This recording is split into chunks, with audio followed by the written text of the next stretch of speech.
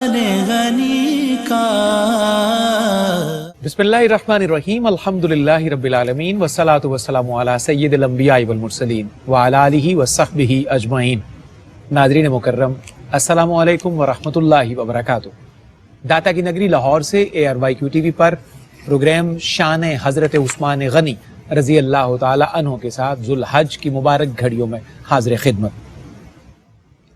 ہماری خوشبختی ہے کہ اللہ رب العزت کے فضل اور اس کی مہربانی سے ہم ذوالحج کی ان مبارک ایام میں اور ان پرنور ساعتوں میں اپنے ہدایہ عقیدت پیش کرنے کے قابل ہوئے ہیں سیدنا عثمان ابن عفان رضی اللہ تعالی عنہ کی بارگاہ بندہ نواز میں۔ کون عثمان غنی؟ اہل ایمان کی آنکھوں کا تارا ہے عثمان، اہل ایمان کی آنکھوں کا ہے تارا عثمان، سید و سرور عالم کا ہے پیارا عثمان۔ یوں ہی سرکار نے جنت کی بشارت نہیں دی، یوں ہی سرکار نے جنت کی بشارت نہیں دی، دین اسلام کو دیتا ہے سہارا عثمان، دین اسلام کو دیتا ہے سہارا عثمان، سہارا عثمان۔ ہماری خوشبختی ہے کہ عثمان غنی رضی اللہ تعالی عنہ کی خدمت میں ہم فقیر اپنا عریضہ پیش کرنے کے قابل ہو رہے ہیں۔ آئیے بڑھتے ہیں اپنے معزز مہمانوں کے خیر مقدم کی طرف۔ آج کی اس تیسری مسلسل نشست میں ہمیں ایک دفعہ پھر شرف یاب کیا ہے، عزت افزائی فرمائی ہے دو ذی وقار شخصیات نے۔ دونوں کا تعلق تعلیم کے، تدریس کے، علم کے شعبے سے ہے، خیر اور نیکی کا لنگر بانٹنے والے شعبے سے ان دونوں کا تعلق ہے۔ میری مراد ہے استاذ العلماء مفتی محمد طاہر تبسم قادری صاحب سے۔ السلام علیکم۔ وعلیکم السلام مفتی صاحب ایک دفعہ پھر خوش آمدید۔ جی بہت شکریہ۔ اور آپ کے ساتھ تشریف فرما ہے جناب ڈاکٹر سعید احمد سعیدی صاحب۔ السلام علیکم ڈاکٹر صاحب۔ وعلیکم السلام، خوش آمدید جناب، اور تشریف آوری کے ایک دفعہ پھر شکریہ۔ ذوالحج کے مبارک ایام ہیں، بڑی پرنور ساعتیں ہیں ذوالحج شریف کی، اور ان گھڑیوں میں ہمارا موضوع سخن ہے حضرت عثمان ابن عفان رضی اللہ تعالی عنہ کی ذات ستودہ صفات۔ پہلی اور دوسری نشست میں آپ ترتیب وار موضوعات کا احاطہ سن چکے۔ آج تیسری نشست میں انشاءاللہ جن قیمتی باتوں سے ہم معلومات آپ کی سماعتوں تک پہنچانے کی صحیح کریں گے، اس سلسلے کا آغاز کرتے ہیں مفتی محمد طاہر تبسم قادری صاحب سے۔ مفتی صاحب قبلہ، سیدنا عثمان غنی رضی اللہ عنہ کا ایک لقب ہے اور آفاقی لقب ہے ذوالنورین، اور وہ ایک آپ کی فضیلت ہے جو کسی اور خوشبخت کا حصہ نہیں ہے۔ تو یہ جو لفظ ہے ذوالنورین، اس کے حوالے سے ہمیں بتائیے، اور آپ کی جو یہ شان ہے اس کو آپ کیسے کھولتے ہیں اپنی گفتگو کے ذریعے؟ نحمدہ ونصلی ونسلم علی رسول الکریم، اما بعد فاعوذ باللہ من الشیطان الرجیم، بسم اللہ الرحمن الرحیم۔ بہت شکریہ۔ دیکھیے، عظمتوں کا اور رفعتوں کا معیار وہ اللہ کے پیارے محبوب صلی اللہ علیہ وآلہ وسلم کی ذات ہے۔ کائنات کی جس چیز کا تعلق میرے مصطفیٰ سے ہو جاتا ہے وہ معزز ہو جاتی ہے، مکرم ہو جاتی ہے، محترم ہو جاتی ہے، مقبول ہو جاتی ہے، بلکہ ہر وہ ذرہ جو حضور کے نالین کو چوم گیا وہ رشک کمر بن گیا۔ کیا کہنے، واہ واہ واہ، تو سبحان اللہ پھر سبحان اللہ۔ جس کا تعلق جتنا زیادہ ہوتا چلا گیا وہ اتنا ہی زیادہ امت کی آنکھ کا تارا بنتا چلا گیا۔ ظاہر ہے سب سے قریب ترین حضور صلی اللہ علیہ وسلم کے حضور کی اہل بیت ہیں، پھر حضور کے صحابہ ہیں، خلفائے راشدین ہیں، حضور کے داماد ہیں۔ تو اب آپ دیکھیے کہ حضور صلی اللہ علیہ وسلم جس پہاڑ پہ قدم رکھیں، جس غار میں جائیں، جس شہر میں تشریف لائیں، جس شہر میں تشریف لے جائیں، جس درخت کے نیچے بیٹھیں، جو پتھر آپ پر درود و سلام پڑھیں، وہ عقیدتوں کا محور و مرکز بن جاتے ہیں۔ تو وہ عثمان غنی جن کے نکاح میں یکے بعد دیگرے میرے مصطفیٰ کریم صلی اللہ علیہ وسلم کی دو شہزادیاں آئیں، اللہ اکبر، اور یہ ایک ایسا اعزاز جو ابھی آپ نے کہا تھا کہ تاریخ انسانیت میں، تاریخ آدمیت میں کسی اور کے حصے میں نہیں آیا کہ کسی بھی نبی کی دو بیٹیاں خوش نصیب کو عطا ہوئی۔ دو بیٹیاں، اور پھر نبی نہیں، نبیوں کے نبی ہوں، رسولوں کے رسول ہوں۔ تو اب جب دو شہزادیاں حضرت عثمان غنی رضی اللہ تعالیٰ عنہ کے نکاح میں آئی ہیں تو یہ ایک ایسا شرف ہے، ایسا اعزاز ہے، ایسا خاصہ ہے کہ نہ صرف حضرت عثمان غنی رضی اللہ تعالیٰ عنہ اس پر فخر کرتے رہیں گے، بلکہ صبح قیامت تک آنے والا ہر انسان اس پر رشک کرتا رہے گا۔ اور تاجدار بریلی نے، سید اعلیٰ حضرت نے تو سیلوٹ کے انداز میں کہا بڑی بات ہے کہ نور کی سرکار سے پایا دو شالہ نور کا، او مبارک تم کو ذوالنورین جوڑا نور کا۔ تو اب حضور صلی اللہ علیہ وآلہ وسلم کی صاحبزادی جس کے نکاح میں آئے، ایک آئے تو ایک نور، دو آئے تو دو نور، دو نوروں والا، یہ ذوالنورین ہوا، ذوالنورین ہے، دو نوروں والا۔ تو آپ بتائیں جس کی صاحبزادیاں کسی شخص کے نکاح میں آئیں وہ دو نوروں والا بن جائے، اس آقا کی نورانیت کا عالم کیا ہوگا۔ اللہم صلی اب ایک اور بات بھی ذہن نشین رہے کہ یہ متعدد روایات کے اندر موجود ہے۔ اب وہ دو نور کون سے تھے؟ ایک تو حضرت رقیہ رضی اللہ تعالی عنہا، اور اس کے بعد حضرت ام کلثوم رضی اللہ تعالی عنہا۔ یہ حضور کی شہزادیاں ہیں، چار بیٹیاں حضور صلی اللہ علیہ وسلم کی، حضرت زینب، حضرت رقیہ، حضرت ام کلثوم اور سیدہ کائنات حضرت فاطمہ الزہرا رضوان اللہ تعالی علیہن اجمعین اور سلام اللہ تعالی علیہن اجمعین۔ یہ وہ ہستیاں ہیں حضور کی چار صاحبزادیاں، چاروں میں سب سے زیادہ محبوب اور شان والی سیدہ کائنات ہیں۔ اب یہ جو حضور کی دو بیٹیاں ہیں، ان کا جو نکاح ہوا ہے، نبی رحمت صلی اللہ علیہ وسلم فرماتے تھے مجھے اللہ نے حکم دیا ہے کہ میں اپنی کریمہ کا نکاح عثمان سے کروں۔ اللہ، جس طرح حضرت مولا کائنات اور سیدہ کائنات کے نکاح کے بارے میں روایات ہے کہ اللہ کا حکم ہے، اور اس کے بارے میں کہ آسمانوں پر نکاح ہوا ہے۔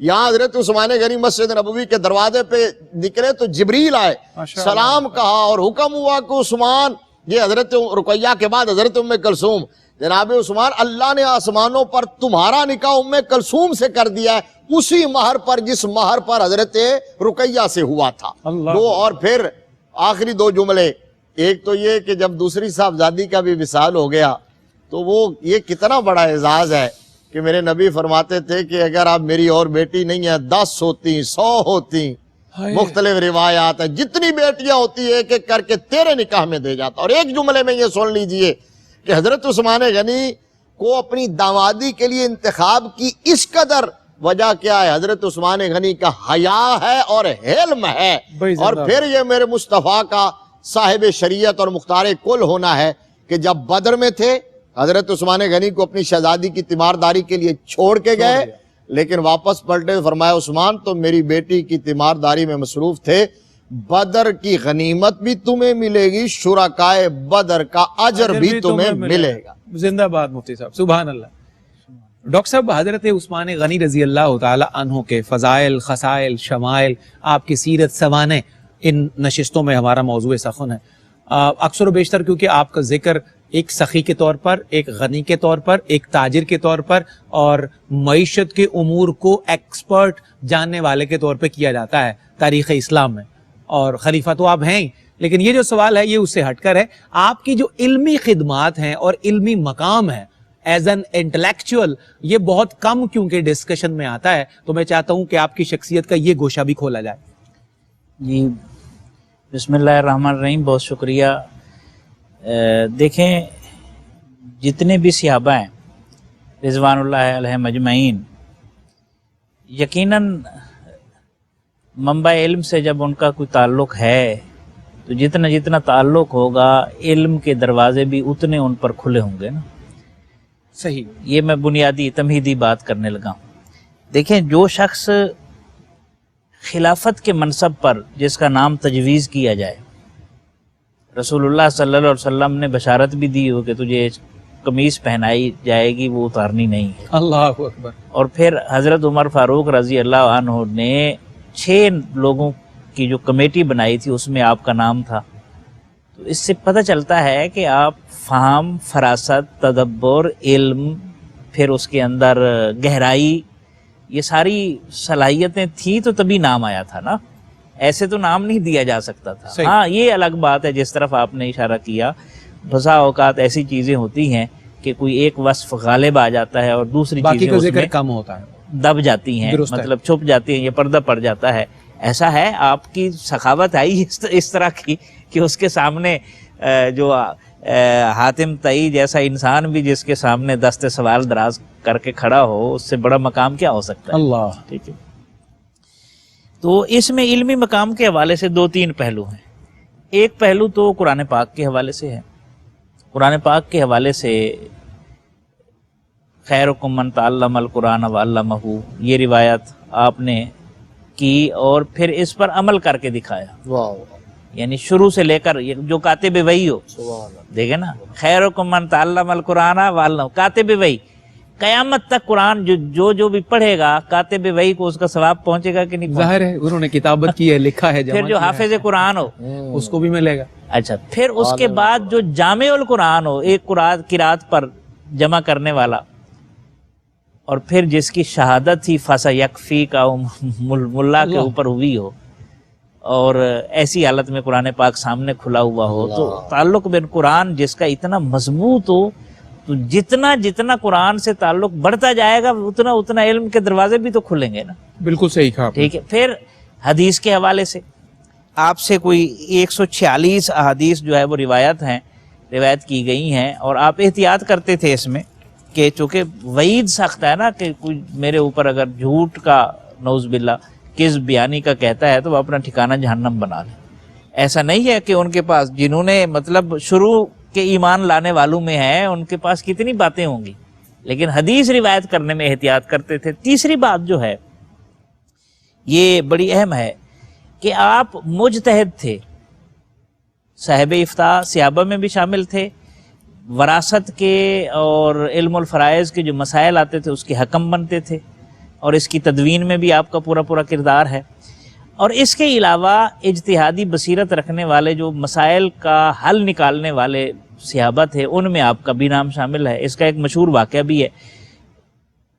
مسجد نمرہ میں مفتی صاحب قبلہ آپ پوری نماز پڑھنا چاہتے ہیں. حضرت عبداللہ ابن مسعود رضی اللہ عنہ کی رائے تھی کہ آپ قصر نماز پڑھیں. اب اختلاف ہو گیا، اب دونوں کے پاس دلیل ہے، وہ دونوں مطلب کبار صحابہ میں سے ہیں، دونوں کا مقام اور مرتبہ ہے. اچھا بحث ہوئی اور ڈیبیٹ ہوا، اچھا خاصا ہال ٹاک ہوئی، دلائل دیے گئے دونوں طرف سے.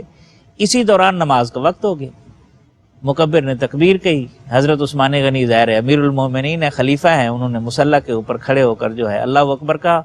سب سے پہلے اللہ اکبر کہے کہ ان کے پیچھے ہاتھ باندھنے والے حضرت عبداللہ ابن مسعود ہیں رضی اللہ عنہ. تو بعد میں کسی نے پوچھا جناب عبداللہ آپ تو بحث کر رہے تھے، آپ فرمانے لگے میں جنتی کے پیچھے کیوں نہ نماز ادا کروں. اللہ اکبر. کیسا خراج تحسین ہے. بھئی کیا بات ہے. علمی اختلاف اپنی جگہ پر ہے. ہمارے ہاں جو اختلاف ڈاکٹر صاحب کو سیکھے اسے سیکھنا چاہیے. اختلاف اپنی جگہ پر ہے. ہم ہر چیز کو مخالفت کیوں بنا لیتے ہیں، کفر اسلام کا مسئلہ کیوں بنا دیتے ہیں. اگر ترقی کرنی ہے، ترقی اختلاف رائے سے ہی ہوتی ہے. بڑی قیمتی بات ہے. واہ. اختلاف رائے جتنا ہوگا اتنا پختگی آتی جائے گی نا. جہان تازہ کی افکار تازہ سے ہے نمود کہ سنگ و خشت سے ہوتے نہیں جہاں پیدا. جہاں انسان ہوں گے وہاں فکری اختلاف ہوگا اور وہی معاشرے کی ترقی کا سبب. زندہ باد ڈاکٹر صاحب. سبحان اللہ سبحان اللہ. کیا خوبصورت بات کی ہے ڈاکٹر صاحب نے اپنی گفتگو کے آخر میں کہ اختلاف حسن ہے، اختلاف رحمت ہے، اختلاف سے ترقی کے دروازے کھلتے ہیں، اختلاف سے ڈسکشنز کے دروازے کھلتے ہیں، اور اختلاف سے بہبود کے، فلاح کے، فوز کے سارے رستے اسی سے کھلتے ہیں. ہم کیونکہ اختلاف کو ایک ایسی چیز بنا چکے ہیں کہ اختلاف کرنے والا جانی دشمن ٹھہر جاتا ہے. مخالفت کے، مخاصمت کے، تحقیر کے، تذلیل کے، تنقید کے سارے دروازے ہم کیونکہ اس کے لیے کھول دیتے ہیں تو یقیناً پھر اس کے بعد جو حاصل وصول ہے وہ بھی ہمارے سامنے ہے. اختلاف حسن ہے، اور حسن اور حسین کا تو آپس میں ہمیشہ سے بڑا رابطہ ہوتا ہے. سیدنا عثمان غنی رضی اللہ عنہ کی خدمت میں خراج عقیدت پیش کرنے کا سلسلہ جاری ہے، یا ایک مختصر وقفہ ہے. جی ناظرین، آپ کا خیر مقدم ہے. سیدنا عثمان غنی رضی اللہ تعالی عنہ کی خدمت میں خراج عقیدت، محبتوں کے، عقیدتوں کے خراج پیش کرنے کے لیے یہ بزم شان حضرت عثمان غنی رضی اللہ تعالی عنہ کے نام سے ARYQ TV پر سجی ہے. آج اس سلسلے کی 30ویں متواتر نشست ہے. گفتگو بڑے خوبصورت انداز میں آغاز ہوئی مفتی صاحب سے، بڑا اعلیٰ اور احسن سلسلہ آگے بڑھا ہے جناب ڈاکٹر سعید احمد سعیدی کی جانب. اور واپس آتے ہیں مفتی صاحب قبلہ کی طرف. مفتی صاحب قبلہ، اب جس طرح بھی بات ہو رہی تھی، ڈاکٹر صاحب فرما رہے تھے کہ کوئی ایک ایسی عادت ہوتی ہے، کریمانہ خصلت ہوتی ہے، پھر وہ ساری خصلتوں پر غالب آ جاتی ہے. یہی معاملہ سیدنا عثمان غنی رضی اللہ عنہ کی ذات میں ہم سخاوت کی صورت میں دیکھتے ہیں. اتنی کنٹریبیوشنز ہیں آپ کی سخاوت کی کہ وہ انگلیوں پہ گن گن کے بندہ تھک جائے، لیکن ان کی سخاوت کے قصے مکمل نہیں ہوتے. آپ نے کسی ایک پہلی نشست میں غالباً اشارہ کیا تھا، کتنے مواقع ایسے ہیں، کوئی 17 کے قریب مواقع تو ایسے ہیں جہاں گن گن کر رسول اللہ خود ارشاد فرما رہے ہیں آج عثمان یہ جنت لے گیا، آج عثمان نے یہ جنت خرید لی. تو کتنے ہی کریڈٹس ہیں جو سخاوت کے ایک ٹاپک سے ریلیٹڈ ہیں جناب عثمان غنی کے. کیا کہیے گا اس بارے میں؟ صحیح فرماتے ہیں حضرت عثمان غنی رضی اللہ تعالیٰ عنہ کی سخاوت کی اس سے بڑی دلیل کیا ہوگی کہ اب جب سخی بولا جائے تو حضرت عثمان کی طرف ذہن جاتا ہے. ہائے ہائے، غنی بولا جائے تو ادھر سخی اور غنی، جی اور ہاں، پہلا حضرت دھیان ادھر عثمان ہی کا جاتا ہے. نام لیا جائے تو ادھر ہی ذہن جاتا ہے. بالکل ایسا ہی ہے. اچھا، ابھی حضرت عثمان غنی رضی اللہ تعالیٰ عنہ کے علمی خدمات اور علم کے حوالے سے، اور دوسرا سوال سخاوت کے حوالے سے آ گیا، تو مجھے آقا کریم صلی اللہ علیہ وسلم کی ایک بڑی پیاری حدیث یاد آ رہی ہے، اسی سے آغاز کرتا ہوں. اس میں ارشاد فرمایا نبی رحمت صلی اللہ علیہ وسلم نے، لا حسد الا فی اثنین، رجل آتاہ اللہ مالا فسلطہ علی ہلاکتہ فی الحق، ورجل آتاہ اللہ الحکمہ فہو یقضی بہا او یعلمہا، او کما قال علیہ السلام. فرمایا میرے نزدیک، نبی رحمت نے فرمایا میرے نزدیک قابل رشک صرف دو ہی لوگ ہیں. کیا کہنے ہیں؟ ایک وہ جس کو اللہ تبارک و تعالیٰ مال دے، اور مال ایسا کہ اپنی راہ میں خرچ کرنے کی توفیق دے، یعنی مال اس لیے دے، انکنڈیشنل نہیں، فرمایا مال دے اور اپنی راہ میں خرچ کرنے کی توفیق دے. اور دوسرا جس کو اللہ علم کی دولت عطا فرمائے، فَهُوَ يَقْضِي بِهَا وَيُعَلِّمُهَا، پھر وہ ساری زندگی اس علم کی خیرات تقسیم کرنے میں صرف کر دے. بڑی بات. سبحان اب حضرت عثمان غنی رضی اللہ تعالی عنہ کو یہ دونوں اعزاز ملے ہیں. مال کے حوالے سے تو اتنا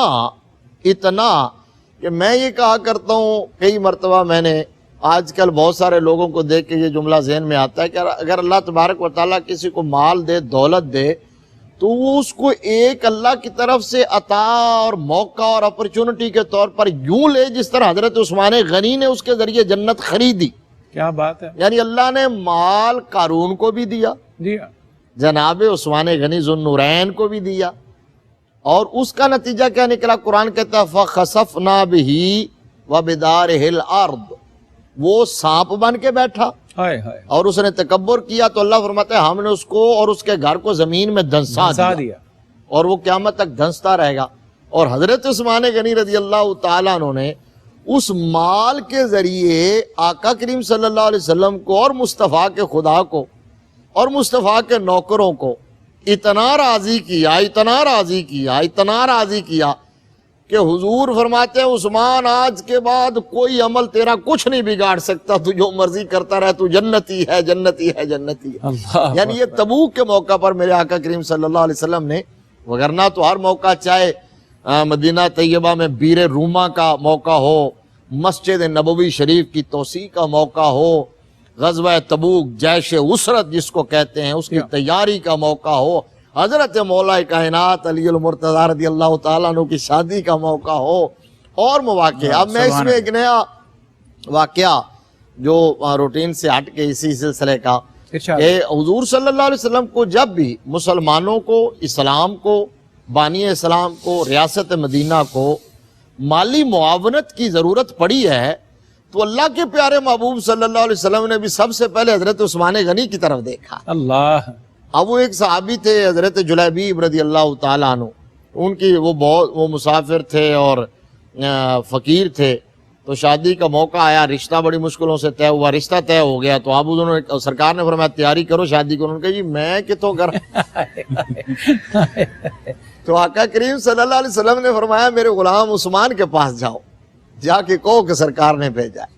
آپ جب حضرت جلیبیب رضی اللہ تعالیٰ عنہ وہاں گئے تو حضرت عثمان غنی رضی اللہ تعالیٰ عنہ نے پوچھا بھی نہیں، پتہ تھا پورے پس منظر کا کہ کیا معاملات چل رہے ہیں اور یہ کیوں آئے ہیں. ماشاءاللہ. تو حضرت عثمان غنی نے یوں جیب میں ہاتھ ڈالے دونوں، تو عثمان غنی کی جیب تو پھر غنی کی جیب ہوگی نا، تو حضرت عثمان غنی رضی اللہ تعالیٰ عنہ نے جیبوں میں ہاتھ ڈالے، جتنا کچھ تھا نکال کر کے دامن میں ڈال کے کہا जाओ जाके शॉपिंग करो शादी के लिए, अगर कम पड़ जाए तो फिर आ जाना। अल्लाह अकबर।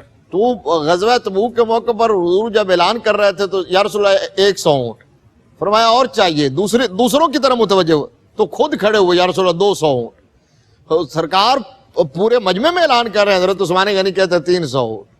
फिर इवन के चलते चलते 1000 ऊंट बमा साजो सामान के हजरत उस्मान गनी रदी अल्लाह ताला अन्हु ने लश्कर इस्लाम की तैयारी के लिए पेश किए। अब मेरे नबी जब मिंबर से उतर रहे थे तो सरकार दो जहां सल्लल्लाहु अलैहि वसल्लम के चेहरे पे तबस्सुम था, और मेरे आका फरमा रहे थे कि उस्मान ने आज फिर जन्नत खरीद ली है, और आज के बाद उस्मान जो भी करे, मतलब उस्मान गनी पहले ही गनी है, पाकीज़ा फितरत है, उनसे कोई ऐसा अमल सरजद हो ही नहीं सकता जो उनके जन्नत में जाने में रुकावट बन। अल्लाह अकबर, अल्लाह अकबर। डॉक्टर साहब किबला आगे बढ़ते हैं गुफ्तगू के, एक बड़ा अहम सवाल है। हजरत उस्मान गनी रज़ी अल्लाह ताला अन्हु की नर्म तबीयत का जिक्र, हलीमुत्तबा, नर्म खू, क्योंकि कई लोग जो हैं वो इसी बात को माज़ अल्लाह एक इल्ज़ाम के तौर पे भी आप पर इस्तेमाल कर लेते हैं कि उसकी नरम खोई से क्योंकि बहुत सारे लोगों ने फ़ायदा उठा लिया, ये किया वो किया। लेकिन बहरहाल ये अल्लाह की एक नेमत में से एक बड़ी नेमत है, किसी का नरम खू होना, दिल का किसी के लिए रकीक होना, पुरशफीक होना। आप जनाब उस्मान गनी की शख्सियत के इस पहलू को कैसे देखते हैं? जी, हिल्म के हवाले से जब बात होती है, हलीम व तबा होना, इसकी कई जिहात है ना। एक जिहत सिला रहमी की है। रसूलुल्लाह सल्लल्लाहु अलैहि वसल्लम ने इरशाद फरमाया कि सिला रहमी करो, फजीलत दी, और सिला रहमी का ताल्लुक़ रहमान के अर्श के पाए के साथ है, वो पकड़ा हुआ है उसने, और वो फरियाद करती है जो मुझे जोड़े तू उसे जोड़, जो मुझे तोड़े उसे तोड़। तो सिला रहमी की फिर हुजूर ने खुद तारीफ़ भी की अलैहिस्सलाम। आप अलैहिस्सलाम ने फरमाया सिल मन का ताक। क्या कहना है, आहा सुभान अल्लाह, सिल मन का ताक, ठीक, आते मन हरामक, वाफो अम्मन ज़ालमक, 3 चीजें, जो ताल्लुक तोड़े उससे ताल्लुक जोड़ ले, ठीक है, और जो तुझे महरूम करे उसे अता कर, और तीसरा जो जुल्म करे, हद से तजावुज करे, उसे माफ कर। सुभान। अब बताएं हजरत उस्मान गनी ने जितने भी स्टेप्स लिए, क्या इन तीनों से बाहर हैं? वाह वाह, इसी फरमाने नबवी के अंदर ही है ना, इसी की ताबीर ही है ना, ठीक है। ये तो आगे जमीन पर डिपेंड करता है ना, उसने उससे क्या फायदा उठाया। अगर जमीन अच्छी हो तो गुलोल आला महकते हैं, और जमीन बंजर हो तो वहां झाड़ियां उगती हैं। लेकिन इसका कसूर बारिश को तो नहीं दे सकते ना आप, बारिश तो सब पर बराबर बरसी है, दुरुस्त है। तो हजरत उस्मान गनी का हिल्म भी सब पर बराबर बरसा है, उसकी बारिश। लेकिन अगर किसी ने तारीखी रिवायात की रोशनी में कोई गलत फायदा भी उठाया तो वो जिम्मेदार है ना, हजरत उस्मान गनी क्यों जिम्मेदार है रजी अल्लाह अन्हु। एक बात तो ये। दूसरी बात ये है, हलीम तबा के हवाले से आपको बड़ा खूबसूरत फरमान है। आप फरमाते हैं जुबान की लग़ज़िश कदमों की लग़ज़िश से ज्यादा खतरनाक है। अल्लाहु अकबर, ये जुमला है, और ये हलीम आदमी ही बोल सकता है ना, यानी पूरी जिंदगी का निचोड़ इसमें आ गया ना। जुबान की लग़ज़िश कदमों की लग़ज़िश से ज्यादा खतरनाक है। अब हजरत उस्मान गनी रजी अल्लाह अन्हु के हिल्म के हवाले से जब हम मुख्तलिफ वाक़यात देखते हैं, हमें तो कोई ऐसा मौका नज़र नहीं आता जहां उन्होंने कोई ऐसी बात की हो जो हिल्म के मेयार से गिरी हुई हो, या हिल्म के मेयार पर पूरी ना उतरती हो। कोई एक मौका भी ऐसा नहीं, आप बर्दाश्त करते थे। देखें ना, चचा ताजिर हैं, सारा कुछ है, लेकिन चचा ने जब जुल्म सितम किया, ख़ानदान वालों ने सर्द मेहरी की, उनने शिकवा तो नहीं किया, वो हबशा हिजरत कर गए। हिल्म की मिसाल है ना, अपना ऑप्शन इस्तेमाल किया, अपना ऑप्शन इस्तेमाल किया, दूसरों पर बोझ तो नहीं बने ना, बड़ी बात है। वाह वाह। अच्छा, वापस आ गए, फिर मदीना तैयबा का मौका मिला तो उधर हिजरत कर गए, मतलब वो किसी पर बोझ नहीं बने। और हजरत औस इब्न सामित के, हसान इब्न साबित के भाई हैं, तो उनके ये बने मुआखाती भाई बने, और वही मेजबान बने। और हजरत हसान इब्न साबित इनकी शहादत पर इतने गमज़दा हुए, पुरदर्द मरसिया लिखा उन्होंने, अल्लाह अकबर, ठीक है, और आखिरी जिंदगी तक वो दुखी रहे, इतना ताल्लुक डेवलप हो गया। तो ये हिल्म की एक पहलू। अच्छा, फिर एक हिल्म अता के हवाले से होता है। देखे ना, एक बंदा आपसे सवाल करे, या मुझसे करे, या मुफ्ती साहब से, फिर दूसरी दफा फिर बंदा नारियल चटक जाता है, बस कर यार। लेकिन ये तो ऐसा हिल्म है इनका जनाब, अता किए जा रहे हैं और बड़े जा रहे हैं। हजरत طلحہ رضی اللہ عنہ جو عشرہ مبشرہ میں سے، انہوں نے ایک بھاری رقم قرض پر لی نا، حضرت عثمان غنی سے ضرورت ہوگی تو وہ دینے آ گئے. ظاہر ہے حضور نے قرض کی ادائیگی کی تو اتنی تلقین فرمائی، جنازہ ہی نہیں پڑھتے تھے جو مقروض ہوتا تھا اس کا. اللہ اکبر. یعنی جہاں یہ فرمایا کہ جس کے ذمہ قرض ہوتا ہے اسے اللہ کی عون، اللہ کی مدد حاصل ہوتی ہے. حضرت عائشہ صدیقہ رضی اللہ عنہ قرض لیتی تھی تو کسی نے پوچھا امی جان آپ کو ضرورت تو نہیں ہے؟ آپ نے فرمایا یہ فرمان ہے حضور کا کہ اسے اللہ کی مدد حاصل ہوتی ہے تو اس اللہ کی مدد کے لیے میں لیتی ہوں. اللہ اکبر. دوسری طرف حضور نے عملی طور پر کیا کیا علیہ الصلوۃ والسلام، اس کا جنازہ نہیں پڑھتے تھے جو مقروض ہوتا تھا. دونوں پہلو ہیں. یعنی اگر قرض میں بندہ کسی کو قرض دیتا ہے تو اللہ کی نصرت ہے، یہ توفیق ملی نا. اور جو قرض میں ڈھیل دیتا ہے، سیاستہ کی حدیث ہے، اللہ اس بندے کو بخش دیتا ہے.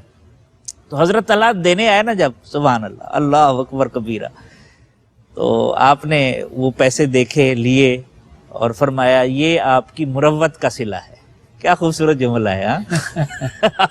آپ لے آئے ہیں واپس کرنے، یہ مروت ہے نا، یہ بڑا ہے، آپ لے آئے ہیں یہی کافی، یہی کافی ہے. یہ آپ کی مروت کا صلہ ہے. اور آپ کی حلم سے اس سے بڑی مثال کیا ہے کہ 2000 بلوائی تھے نا صرف، کم و بیش.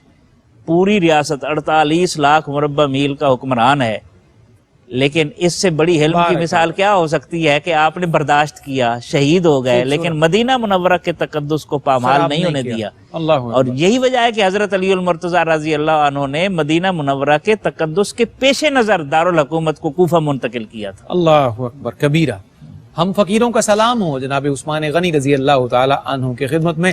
حلم کے، مروت کے جو معیار آپ نے قائم کیے، اے کاش عہد حاضر میں ہمیں خیر کے اس لنگر سے کچھ ٹکڑے عنایت ہوں. ایک مختصر وقت. حضرین آپ کا ایک دفعہ پھر خیر مقدم ہے. شان حضرت عثمان غنی رضی اللہ تعالی عنہ داتا کی نگری لاہور سے آپ یہ ترتیب وار نشست سے سن رہے ہیں. آج کی یہ تیسری نشست ہے جو عثمان غنی رضی اللہ تعالی عنہ کی خدمت میں پیش کریں گے. آپ کی شخصیت کے احوال جاننا بنیادی طور پر ہماری ان نشستوں کا موضوع سخن ہے. جناب مفتی محمد طاہر تبسم قادری صاحب کی جانب بڑھتے ہیں. مفتی صاحب قبلہ، ایک بہت بڑا اعزاز اور ایک بہت بڑا خاصہ ہے جناب عثمان غنی رضی اللہ تعالی عنہ کے حوالے سے، جسے ہم بیعت رضوان کا نام دیتے ہیں. ہمارے کریم آقا صلی اللہ علیہ وسلم نے خود حضرت عثمان کے لیے بیعت لی ہے اپنے جانثاروں سے. یہ واقعہ کیا ہے، اس کا پس منظر کیا ہے، ذرا اس کو سمجھا دیجئے تاکہ ہمارے لیے آسان ہو جائے. ایک تو یہ بیعت رضوان جو ہے وہ تاریخ اسلام کا بڑا روشن باب ہے، بڑا روشن باب ہے تاریخ اسلام کا. اور پھر اس موقع پر حضرت عثمان غنی رضی اللہ تعالیٰ عنہ کے مقدر کا ستارہ عروج پہ ہے. آپ یوں کہہ رہے ہیں کہ آپ کے حیات پاک کا کلائمیکس ہے وہ. سبحان اللہ. یعنی جب 1400 صحابہ حدیبیہ کے مقام پر ہیں اور یہ سن 6 ہجری کا واقعہ ہے، عازم سفر ہیں، عازم عمرہ ہیں، روک دیا جاتا ہے، غلط فہمی وہاں پھیلائی جاتی ہے کہ حملہ آور ہو رہے ہیں، سرکار کی مبارک سواری خود بیٹھ جاتی ہے. تو پھر وہاں وہ منظر اور وہ کیفیت اور صحابہ کا اور شاک کا اور پروانوں کا وہ جو جرمٹ ہے، وہ اس کو اگر پڑھے نا حدیث کی کتب میں تو وہاں وہ ایسے ایسے نظارے ہیں، ایسے ایسے نظارے ہیں. اس سفارتکاری شروع ہوئی جب ظاہر ایک ڈیڈ لاک پیدا ہوا تو پھر اس کو توڑنے کے لیے ایک ڈپلومیسی شروع ہو گئی. ہاں ڈپلومیسی شروع ہوئی. ادھر سے بھی سفراء آتے رہے، ادھر سے بھی جاتے رہے.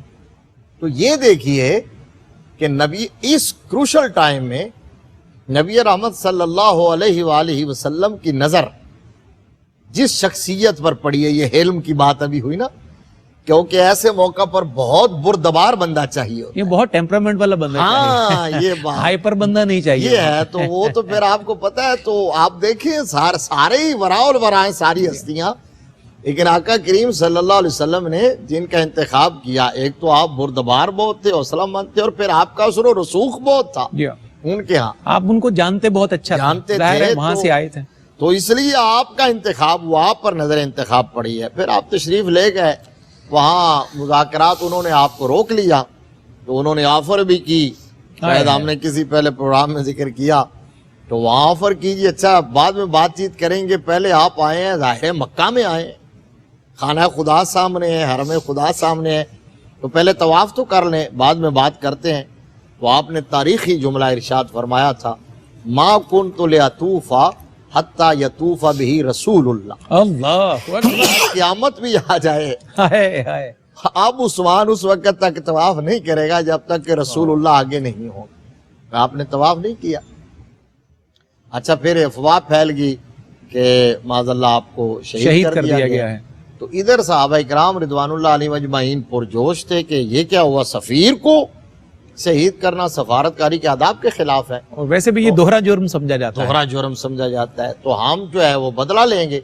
अब अल्लाह के प्यारे महबूब जानते थे, वही आ रही थी, मुसलसल राब्ता भी था, लेकिन चूंकि ये स्ट्रेटेजी ये थी कि इस वक्त इनके अंदर जो जज्बा जिहाद है उसको बरकरार रखा जाए, कुछ भी जरूरत पेश आ सकती है। तो आपने फरमाया फिर आओ बैत करो। तो अब बैत शुरू हो गई। दरख्त के नीचे हुजूर सल्लल्लाहु अलैहि वसल्लम तशरीफ फरमा है, तो सहाबा इकराम हाजिर होते हैं, वो हाथ बढ़ाते हैं, आका करीम उनके हाथ के ऊपर अपना हाथ रख देते हैं।